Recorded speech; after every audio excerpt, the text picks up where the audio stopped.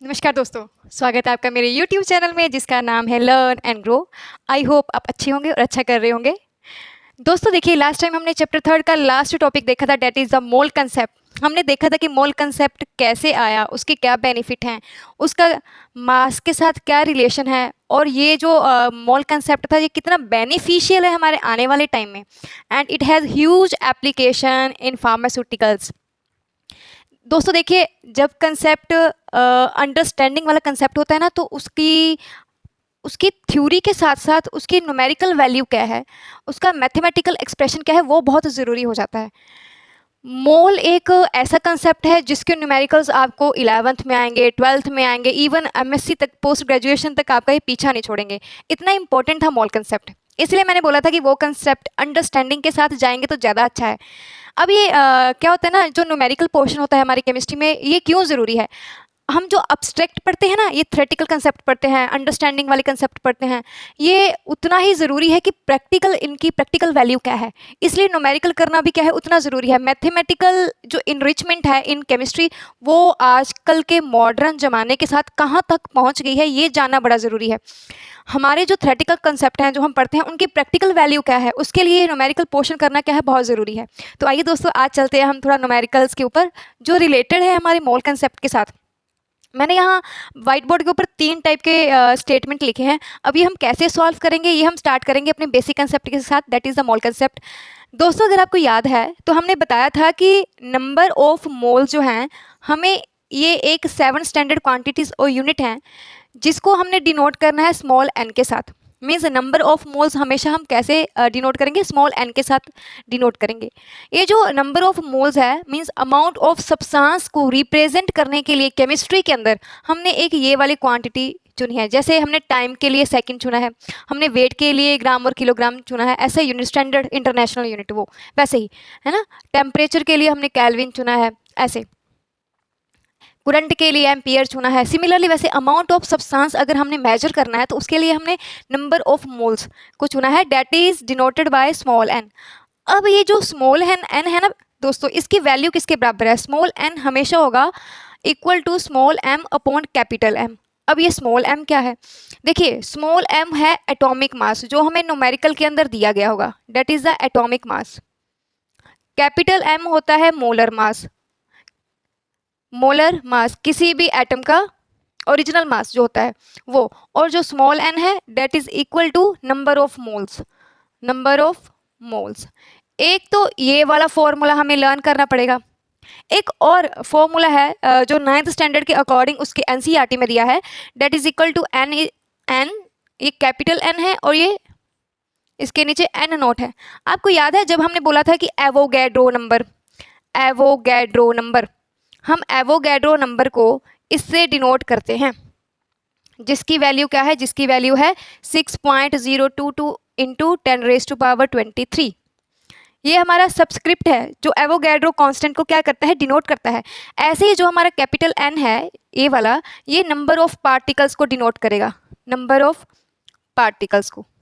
तो देखिए, number of moles find out करने के 2 फॉर्मूले दिए हैं, एक तो मास के साथ रिलेटेड है और दूसरा है पार्टिकल्स ऑफ सब्सटेंस। दोनों फॉर्मूले यूज करने पड़ेंगे। अगर हमें ये फॉर्मूले याद हैं तो हम आराम से इन न्यूमेरिकल्स को क्या कर सकते हैं, सॉल्व कर सकते हैं। चलिए हम अपने फर्स्ट न्यूमेरिकल की स्टेटमेंट देखते हैं, उसमें क्या बोला है।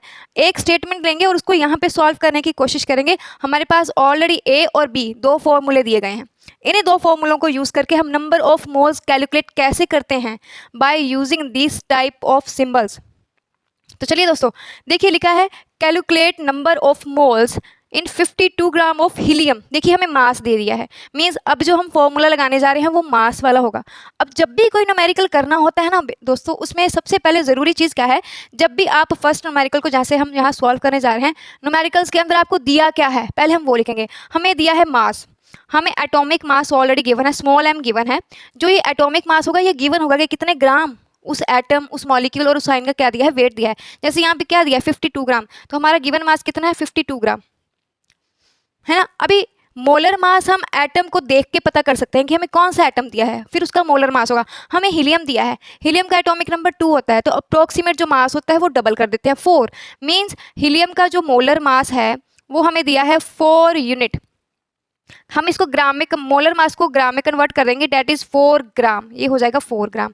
अभी हमें स्मॉल एम भी मिल गया है, अभी हमें कैपिटल एम भी मिल गया है, अभी हमने नंबर ऑफ मोल्स पता करने हैं। तो आप सीधा फॉर्मूला लगाइए, देखिए number of moles is equal to given mass upon molar mass. तो आप वैल्यूज आराम से पुट कर सकते हैं। गिवन मास हमारा है 52 और मोलर मास कितना है 4, तो आप डिवाइड करके देख लीजिए, जितना भी आंसर आएगा वो हमारे नंबर ऑफ मोल्स हो जाएंगे। ये हमारा फर्स्ट न्यूमेरिकल। बस आपको स्टेटमेंट को ध्यान से देखना है कि स्टेटमेंट में जो गिवन है क्या वो मास है, जब पार्टिकल्स दिए हैं, देन उसके according we have to choose these formulas. अगर आपको मास दिया होगा तो हम ये वाला फॉर्मूला चूज करेंगे। अगर हमें जो क्वांटिटीज दी हैं, गिवन क्वांटिटीज, गिवन वैल्यूज हैं, वो नंबर ऑफ पार्टिकल्स की फॉर्म में दी हैं दोस्तों, तो हमें ये वाला फॉर्मूला चूज करना पड़ेगा। चलिए नेक्स्ट चलते हैं सेकंड न्यूमेरिकल की तरफ। अभी सेकंड न्यूमेरिकल में देखिए क्या दिया, ये मैं इरेज करने वाली हूँ। अगर आपको कोई भी क्वेरी है न्यूमेरिकल से related, you can ask through the comments. चलिए दोस्तों अभी दूसरा देखते हैं। अभी दूसरा न्यूमेरिकल की स्टेटमेंट देखिए, दूसरे में क्या बोला है, दूसरे में बोला गया है calculate the mass of 0.5 moles of N2 gas. मेरे को मास कैलकुलेट करना है, मीन्स मेरे को यही फॉर्मूला चूज करना पड़ेगा। मेरे को मास नहीं दिया है, मुझे मास फाइंड आउट करना है, पर मेरे को देखिए क्या दिया है, मेरे को नंबर ऑफ मोल्स दिए हैं, मीन्स एन की वैल्यू मेरे को दी है स्मॉल एन की 0.5, और मेरे को बड़े एम की वैल्यू ऑब्वियसली इस चीज़ को देख के समझ आ जानी चाहिए। मुझे पता है एक नाइट्रोजन का एटम जिसका एटॉमिक नंबर 7 है, उसका मास डबल करेंगे तो 14 हो जाएगा। एक नाइट्रोजन का मास 14 होता है, तो मेरे पास तो 2 नाइट्रोजन है, तो कितना हो जाएगा 2 नाइट्रोजन के लिए 28 ग्राम। अभी मेरे पास जो है वो मोलर मास आ गया है और मेरे पास एन भी आ गया है। मेरे को कैलकुलेट क्या करना है दोस्तों, मेरे को कैलकुलेट करना है छोटा एम। अगर मेरे को छोटा एम कैलकुलेट करना है तो मेरे को बड़े एम को इस साइड लेके जाना पड़ेगा। अगर बड़े एम को इस साइड ले जाओ तो मेरा जो फॉर्मूला बनेगा वो ऐसे बनेगा, number of moles multiply molar mass is equal to given mass. अभी एन की वैल्यू ऑलरेडी मेरे को दी रखी है, एन की वैल्यू मेरे को दी है ये 0.5, तो ये आ गई यहाँ पे। और यहाँ पे मोलर मास कितना है मेरा 28, क्योंकि 2 नाइट्रोजन है, एक नाइट्रोजन का मास 14 है, तो 2 का कितना होगा दोस्तों 28 होगा ना। तो यहाँ पे आ गया that is equal to small m. अब इसको मल्टीप्लाई करेंगे तो हमारा क्या आ जाएगा, मास आ जाएगा इन ग्राम्स। देखिए है ना इजी।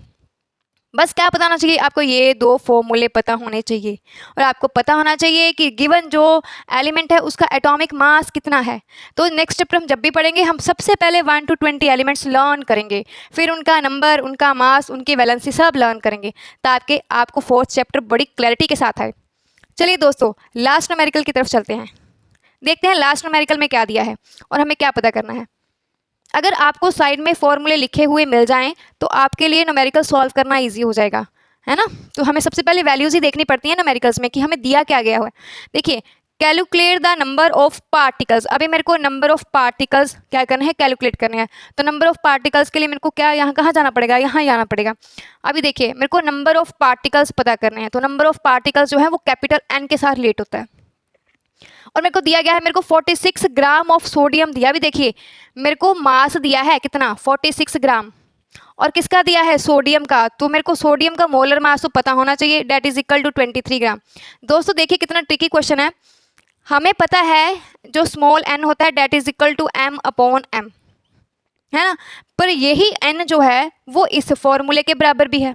अभी मेरे को पता भी ये करना है, पर मेरे को ये पता है कितना है, पर मेरे को मास भी दिया है, मीन्स दोनों फॉर्मूले यूज हो रहे हैं। इस एन की जगह मेरे को ये वाला फॉर्मूला पुट करना पड़ेगा, is equal to small m upon capital M. ये वैल्यू इसके बराबर होती है क्योंकि मेरे को मास गिवन है। देखिए मेरे को 46 ग्राम मास दिया है और दिया भी है सोडियम एटम, तो सोडियम एटम का मोलर मास भी मेरे को पता है। मेरे को बोला गया है कि मेरे को ये कैलकुलेट करना है, तो इस कैलकुलेशंस के लिए मेरे को दोनों फॉर्मूलों को इक्वल करना पड़ा। एन की वैल्यू जो है मेरे को ये पुट करनी पड़ी। अभी मेरे को ये गिवन है, मेरे को ये भी पता है, मेरे को ये भी पता है वो गैड्रो नंबर। अभी मेरे को ये कैलकुलेट करना है, तो इसको मैं इधर ही रहने दूं तो ये फॉर्मूला इसके बराबर हो जाएगा, गिवन मास अपॉन मोलर मास, और ये मल्टीप्लाई में चला जाएगा दोस्तों। देखिए तो हम ये पता कर सकते हैं नंबर ऑफ पार्टिकल्स, कर सकते हैं। अभी जो वैल्यूज दी हैं अभी मैं ये इरेज कर देती हूँ क्योंकि इसकी तो हमें अभी जरूरत नहीं है, इस स्टेटमेंट्स की भी क्या नहीं है, जरूरत नहीं है। देखिए यहाँ पे कैलकुलेट करते हैं।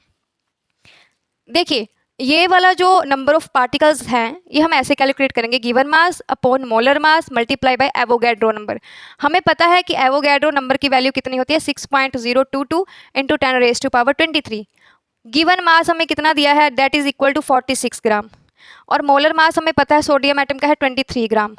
तो हम ये तीनों की तीनों वैल्यू यहाँ पे पुट कर देते हैं, हमारे पास आ जाएगा 46/23 मल्टीप्लाई बाय 6.022 इंटू 10⁻⁻23। तो यहाँ से मैं नंबर ऑफ पार्टिकल्स अपने क्या कर लूँगी, कैलकुलेट कर लूँगी, और जो भी आंसर आएगा यहाँ पे XYZ मैं क्या करूँगी, पुट करूँगी।